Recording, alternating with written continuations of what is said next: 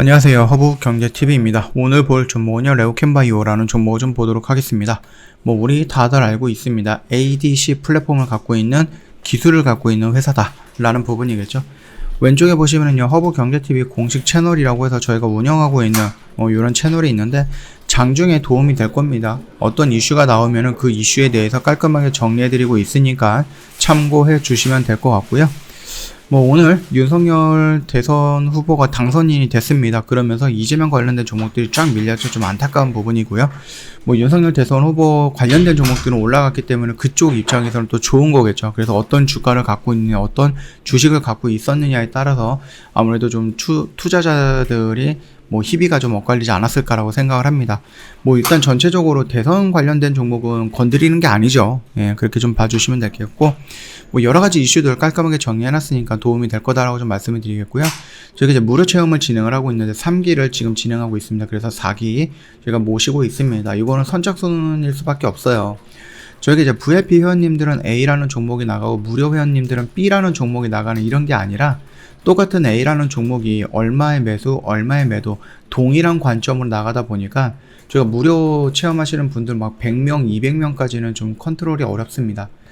그쵸? 호가가 왜곡이 될 가능성은 있기 때문에 저희가 선착순으로 수십 명 정도만 봤어요. 좀 소규모로 받고 있습니다. 그래서 호가가 왜곡이 되지 않는 선에서 저희가 진행을 하고 있으니까 실질적으로 이 종목 저 종목 나누는 게 아니라 동일한 종목으로 동일한 매수가, 동일한 매도가로 진행을 한다. 그렇기 때문에 직접 허브경제TV VIP는 어떻게 운영이 되는지를 확인할 수 있다라는 겁니다.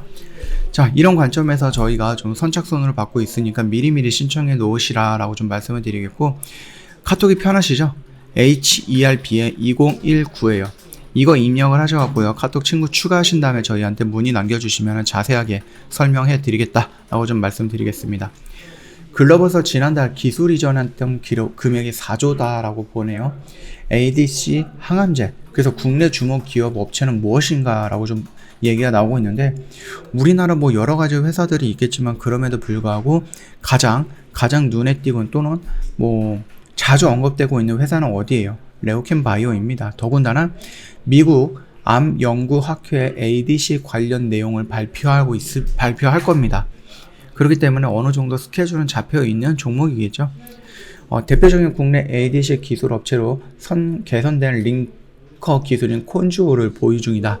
지난 2020년에는 ADC 기술을 적용했던 LCB73을 포함해서 4번의 기술 이전 계약을 성사시켰죠. 그의 기술 이전 계약 규모가 1조 5천억에 달한다는 겁니다.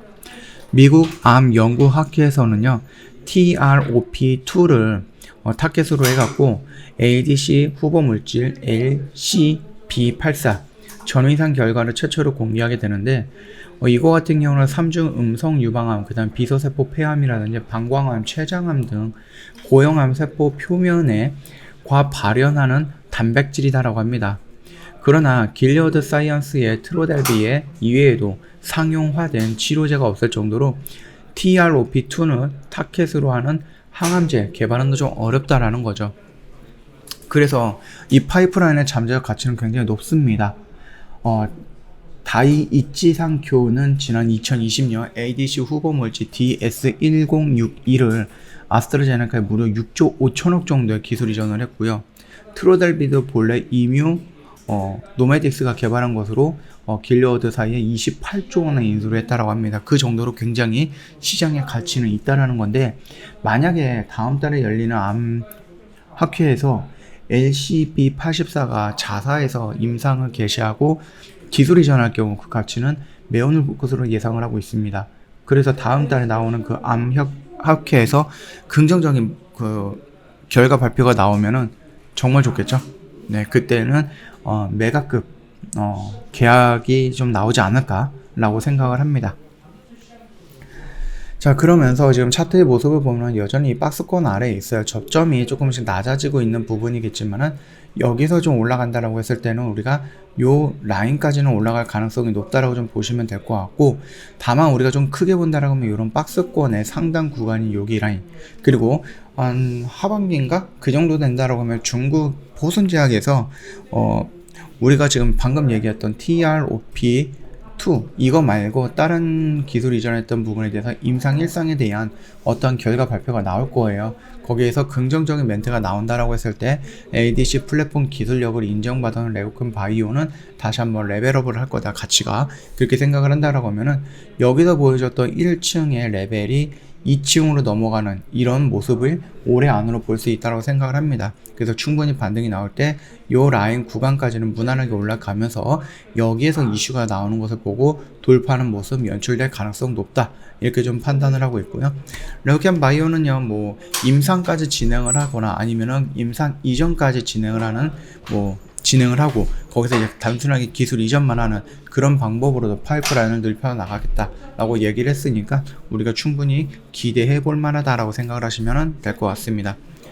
저희 뭐 허브경제TV 그 카톡 아시나요? HERP의 2019입니다. 이거 입력을 하시면 될 거예요. 저 영상 아래도 좀 보이고 있습니다. 이거 카톡 친구 추가하신 다음에 저희한테 궁금한 거 있으시면 언제든지 물어봐 주시면 저희가 자세하게 설명드리겠다 라고 좀 말씀을 드리겠고요. 오늘 하루도 좀 고생 많으셨습니다. 자, 일단은 우리나라 대선이 끝났습니다. 대선 이벤트가 끝났기 때문에 분위기가 조금 반전이 있지 않을까 그렇게 좀 생각을 하면서 좀 기대를 해 보도록 하겠습니다. 영상 도움이 됐다 그러면 구독과 좋아요 한번 부탁드리겠습니다.